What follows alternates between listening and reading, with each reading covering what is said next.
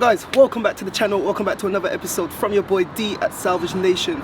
As you can see, we're at a new spot, we got a new environment, and with all these things that are new, it's only right I bring you a new build.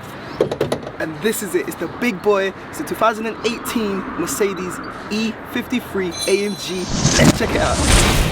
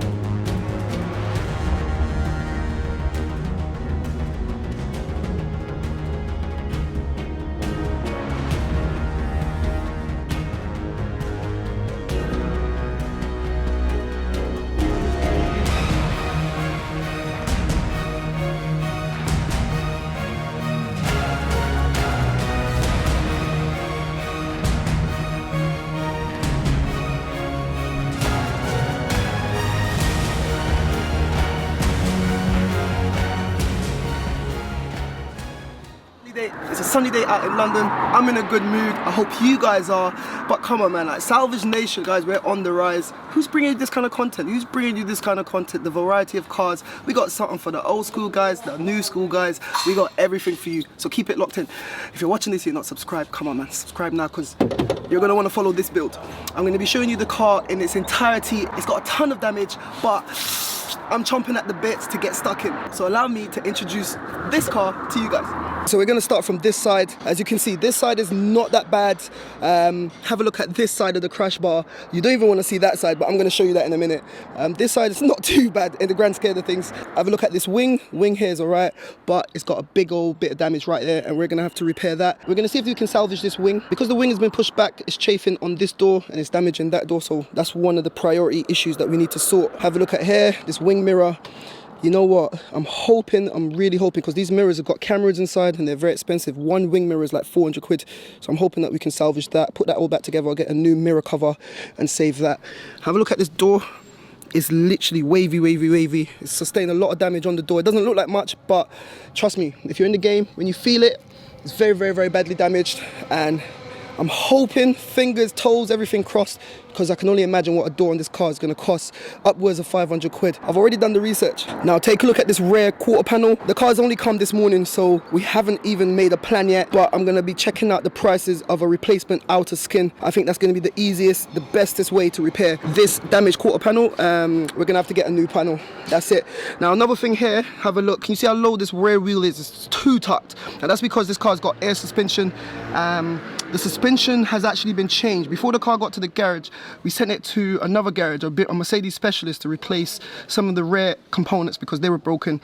I think the bag had a hole in it, and that's something that we wanted to sort out. However, I was told that it needs to be coded, so we're waiting for a Mercedes specialist to come down and do some coding, and also to get the car started. The car is not starting. I'll explain a bit more about that later on. When you look at it from this angle, you can see the damage a little bit better. This rear quarter is completely pushed in right there. This rear bumper got completely ripped off, but it's literally just sitting too low. I really want to get this car programmed and get it sorted. There's no power to the car at the moment. The battery's completely flat, so I can't open up the rear hatch. E53 badge there, AMG, and this has got the camera on the inside right there. But this is literally the big boy. I'm getting goosebumps just looking at this car, man. I can imagine just driving it. We'll have a look at this side here as well. It's got a little bit of damage there. If you can see, or if you can imagine, when those bags went during the accident, it would have crushed. And it's kind of flared out this rear quarter panel a little bit, but hopefully that's something that we can sort. The good news is the rest of this rear quarter panel on the driver's side seems fine. This driver door seems fine. And this driver wing, well, this is where it gets a bit interesting. have a look at that. The wing seems savable. We're gonna try to salvage this wing. I'm not sure, but we're gonna give it a try. But have a look here. It sustained some damage right here as well. This is the bulk of it. If you look at this wheel, the bottom side is kind of tucked in and the top side is out, and that's because it got pushed back. So let's open up the bonnet. I'm gonna show you the damage up under there. It's really, really bad. It's actually so hot in London today, man. Anyway, so have a look here. This is the top chassis arm. That's slightly bent upwards like that. If I come down from this angle, you can see it's kind of bent up a little bit. Now look at all of this stuff here. It's sustained some chassis damage inside, and I can't really get to it. Ah, but look down in there. Oh my God, I'm seeing this for the first time. Along with you lot, you can see it looks bad, but to be fair, this is just the tip. So we might be able to do some stuff there, but we'll see that in more detail once we strip it all back. So if I step back and you guys can see the damage a little bit more, like I said, it's very compact down in there. So once we get to the part where we can strip down the whole front end of the car, we'll see that damage a lot better. Do you think we bit off more than we can chew? I'm not sure. That's one of the reasons why I brought it down to Mustafa. He's the guru when it comes to chassis, man. And hopefully he can get that sorted. Another thing that I'm worried about, I'm hoping that this shock tower hasn't moved. You can see some damage right here, but it doesn't look too bad. I can't see any kind of movement or signs that it has moved, anything that's crinkled, cracked. I know some of it is aluminium, some of it is steel. I can't see anything that's cracked to suggest that it has moved. However, you can see that it's torn. See if I can zoom that in for you. Look down there. It's completely torn down there by the chassis leg. The good thing is, it's torn by the seam. So if we can get that back in place, straighten up the chassis leg, get it back in place, then potentially we should be able to salvage that, weld it back in place, because I can see it's tack welded. The way that they do it in the factory, they spot weld it. So it's spot welded in place. If we can get it back to the right position, we should be able to re-weld it. Now, the passenger side chassis arm and the chassis legs, they both seem to be okay. So the leg down there seems straight. The arm up here seems straight. There's no damage there. And obviously with that impact, it's kind of damaged the bonnet a little bit from under. Have a look at that. It's just some tiny little dents there. But on the top side, it hasn't come through. So the bonnet is okay. And we shouldn't need to fix that bonnet. Have a look at that. But guys, back down to here though, this is the bit that I'm really worried about, because you can see everything is just completely out of alignment, completely bent. And this water bottle has popped out. Let me see if there's any water. I don't expect there to be any water in the rads, but I just like to make sure anyway. Yeah, completely empty. There's nothing in there. So I'm assuming that that rad pack is toast. Down here, this looks like some sort of an oil cooler or engine cooler. Something is down there.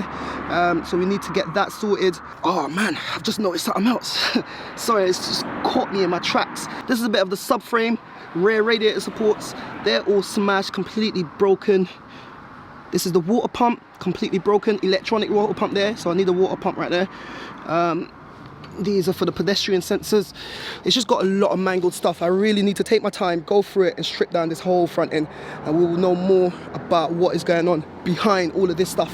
So guys, at this moment, at this rate, we're only speculating, and I don't want to speculate anymore. We will know more once I strip down this whole front end, and we'll do that in episode 2. For now, I want to try to get this car started. Now, when these cars have got, I've worked on a few of these before. When the airbags go off, as you can see, the airbags are completely gone. It gives crash data to the engine ECU, which shuts it down and it locks it. So I need to get a specialist to come down, and he's on his way. He just called me. He's going to be here in half an hour. We're going to recode the engine module, clear the crash data, and then at the same time, he's going to recode the air suspension and get the car kind of lifted and get everything working on that sense. But for now, let me get in the car and I'll show you the interior. Right, so this driver's side door seems fine. I like to check the seat belt. Seat belt seems to be working. Have a look at this. The seat airbag has gone, so I need to replace that seat airbag. But luckily, it hasn't damaged the seats. And speaking of seats, have a look at these. They're really slimline, and I should be able to remove this back in, open it up, and just change the airbag. Put in a like-for-like part, and once I clear the code, that should be fully functional again. Have a look at this driver side airbag, but look at that steering wheel, man. Steering wheel looks amazing, and I'm gassed. But we're gonna remove this. I might remove it later on today. I'll see once the car kind of starts up and stuff to see what's going on. Down here, we've got the knee airbag that's gone as well. And all of these airbags, guys, people get scared of airbags. Airbags can be removed. It's simple, and there's a little plug. And once you put the new airbag in, once you do it the correct way, they will be fully functional once the car is back up and running. So guys, being that it's an E-Class AMG, it's a highly spec car. It's got that, I don't even know what it's called, but I know the silver panels for these speakers here means that it's got the high-end speakers. And I've had a car like this before and it normally sounds really, really good. Once again, because it's the E-Class, you just got that classic analog clock right there. And you can't beat that, man. You can't beat that. There's no book packs inside that I can see. I'm sure that they kind of took care of that. You got the panny roof there.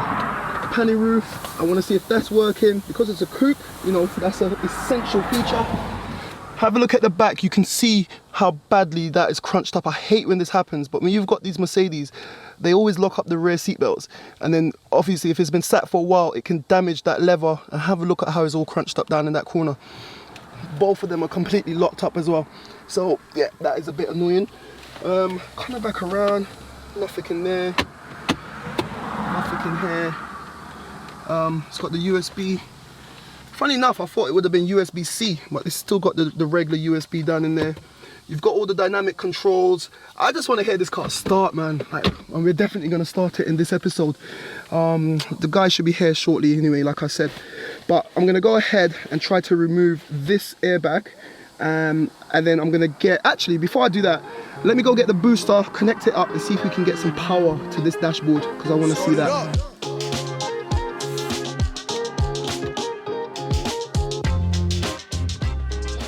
That's a good sign. I've heard a little bit of a chirping noise just now. As soon as I connected everything. I've got the key in my pocket, so let's see what happens. Okay, so that is positive. I can hear noise. It's trying to lock and unlock. Woo! Have a look at that. We've got power there. Let's see if the ignition comes on. AMG. Does it start? No, it doesn't. Definitely. It's not working. So I need to get it programmed. See what happens. I've actually got a computer with me. Let me see if I can connect to the car. Guys, I got my guy Maz has come down. Maz, tell me, man, what do you think about this big boy AMG? It's not no joke, powerful, no joke car. Yeah. Guys, is it 3 litre or 4 litre on these ones? I'm pretty sure it's 3 litres. I've even heard that the new ones are coming down with 2 litres now. 3 litre electric, isn't it? Yeah, matte. Even these are not even handcrafted engines. Nah. Before it was handcrafted, isn't it? Guys, let me know what litre these engines are. Obviously I can do a check, but I want you guys to let me know what you think of these engines. The new AMGs, it's just gonna be mad, man. I just want to hear it start. I got one guy coming down, he's gonna do the programming and that, and hopefully we'll just, yeah, we'll get it up and running, man. Yeah. Oh, cold start. Cold start. I've actually got, let me go get my thing. Let me get my computer. That? Everything is changing, bro. Apart from the tail there. It wouldn't be a Salvage Nation car if it wasn't like that, bro. I can't wait for it to finish up, let alone them, man. Guys, I bet you can't wait. I can't wait. Maz can't wait. It's gonna be a good one, man. I think this one's gonna be a lengthy one as well. But anyway, I've got another car here to give a bit of power because I don't want to keep draining this. And then we're gonna try to see if Akil's good old launch can get it started. Like I said, I have got a specialist on the way, but we're gonna still try. So we've got continuous power. Everything's kind of powered up. Let's plug it up and see what happens, man. So guys, it's a good sign. What's that? Yeah, I saw everything's gone, man. But we've got connection, and it's found the car. It's found all the details. Ignition is on. Yes. Fingers crossed. I do know that it's just a crash data clearing kind of situation that I need to do. Yeah. Oh, look, completely drained. Now I think this has got to go. I think this is gonna have a hell of problems, man. Hella codes. What do you think? You think it'll start? Fingers crossed, man. Well, what do you think of this one? Big job, small job? Big job, man. Yeah? Big job. Do you think we can do it? Now you and me, we'll get it I sorted. make it like new. That's the one. Guys, if you remember, a lot of people keep messaging about when you did the BMW, when you did the Golf R. This guy, he's the guru when it comes to chassis, man. And that's why we brought it down to see him to get all of this sorted. But yeah, this is taking a bit long. So I'm going to try to figure this out and then I'll catch up with you guys in a few. So guys, it took ages to read all of these codes, but a lot of them are stored. So the all-wheel drive unit has got a ton of faults. The powertrain module's got a ton of faults, but I'm looking for the engine. That's all I'm caring about right now. And here's the engine control module. The output for cylinder 1 has an electrical fault, open circuit, that's current, so I need to look into that. A check check the airbags, starter alternator, here it is. No drive authorization signal has been issued, stored. So I'm hoping if I clear, because it doesn't say current, it says stored. Can I clear? I'll just clear everything and see what comes back. But if I can clear that, that's the no drive authorization code. Once that's issued, it shuts down the car. That's why it's not turning over. Yeah, Graham, so you see anything? Now I'm hoping that once I clear that, the car should start. Fingers crossed. You think it's gonna start, bro? I'm hoping. Let's put a bet on it. You think it's gonna start? I don't think so, bro. You don't think so? If it starts, I'm gonna help you do this car all throughout the whole channel. Free, yeah? Yeah, Alright, free. processing, guys, here it goes. What if it don't start? What are you gonna do? If it don't start, the guy's on his way, so we're still gonna wait. If it starts, okay. then I'll still pay. I'll give him a little, I'll pay him for his call out charge. Come on, processing. Lights are going off. Guys, will it start? Do you think it's gonna start? Let me know in the comments. Gassed. But this launch, guys, launch. If you ever need a diagnostic tool, man, go get one of those new launches. It's like 1,200 quid, but it's worth it. It does everything. I done coding on this with my BMWs. I done coding? Yeah, There's coding on this? It does coding everything. Guys, the fault code memory has been cleared, completed. Let's see. Nah. After all that. Close the door. Close the door. Nah, close the door. Big man thing. Sometimes they don't start because of the door. You reckon? Yeah, that car didn't start because of the door. No start. Yeah, it's still not starting. That was wishful thinking. What's it saying? The power supply for circuit 3C has a malfunction. So it's saying the power supply for terminal 30. I've already checked to see if there's any wiring. I just think this is still. I think this is still the lockdown from the crash data. Clear the crash data. I'll let my guy come down, man. He's on his way anyway. Just click it once. Nice. Nah. No, look, it's just the airbag light. Yeah. Are you here, yeah? Yeah. No worries. I was just trying to see if I can get it started, but it's not. I'll come and meet you. Alright guys, I thought I'll try my luck. It didn't work. I'll pay my money and get it done by the professionals. So let me go meet the guy and get it all sorted. Eventually. Alright guys, so just a quick update. I've got the guys next to the car trying to sort everything out, get it programmed. I asked if I can film the process. They told me no, absolutely not. It's company policy, so I have to respect that. I will let you guys know what happens afterwards. This is what our beloved Hatish Hatish, come man, give us the wisdom. She's a bit shy, but she said in the case of an accident, this EQ battery. Hatish, what's it called? What's it called? A trip fuse. A trip fuse in and the that's- EQ battery, yeah? And it's exploded, It must be. Man. or it's tripped, or done Hatish, something. you know what? I rate that. So guys, we had good news and bad news. The crash data was all cleared, all good, but the car's still not starting because apparently this car's a hybrid. I didn't know, found that out today. But Hatish here, she knows. So apparently this is a 48 volt battery, part of the 48 volt system. It's got a 12 volt system here as well. And we've sorted it out, but apparently in the accident, Hatish, tell them again. What happened? What happens in the accident? The trip fuse probably comes off to stop the battery from exploding. Because this is very dangerous because it can explode. Explode? This car Because this can explode. Big battery. Yeah? 48 volt. 48 volt and that can explode. You see this? Hatish, honestly, I didn't even know that, so you're teaching me something. This car should have stickers on it to say just in case it explodes, but you see how coparts puts just- them Yeah. voltage on one. there, Yeah. hybrid. But probably the Because auction you didn't know what? it themselves, Yeah. man. And it's probably been sat for a while. So apparently, guys, we've got a problem with this. I don't know if it's a fuse. The guy actually said to me, inside this battery is a relay, like you said, and it kind of triggers to stop the power coming out.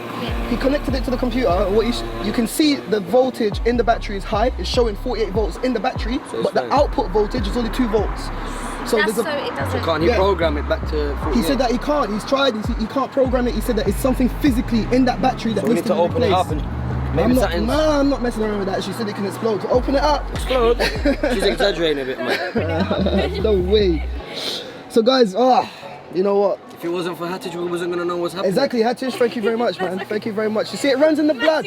Look, guys, these are Mustafa's 2 daughters. Both of them. Say hello. She's not in her uniform, it's coming. Yeah, you gotta get the uniform, man. Yeah, too. See, it's a family business. I like it. Good vibes. But anyway, guys, this is where we're gonna have to wrap up, man, because I've been here all day, and we're gonna start to wrap up now. Let me wrap it up. Wait, let me wrap it up. Boom! So guys, that's the issue. 48 volt malfunction. That's why the car's not starting. 100% the crash data has been cleared. So yeah, It's a shame that we have to end on this note, but I've had fun today. It was a light-hearted video. I hope you guys are enjoying it. I hope you guys enjoyed the new spot. We're gonna continue rebuilding this car. We've got to strip it all down. We're gonna continue to investigate why it's not starting. Hopefully we can get it started in episode 2. And speaking of episode 2, if you wanna see that, subscribe to the channel. Make sure your bells are on so that you get a notification whenever I post on this build and other builds. So I'm gonna head off now. So like I always say, keep it moving and I'll see you in the next one. Guys, thank you for watching. Click here to see what YouTube thinks you should watch. Click here to watch one of my previous episodes. And like it said there, don't forget to like, comment, share and subscribe. We out.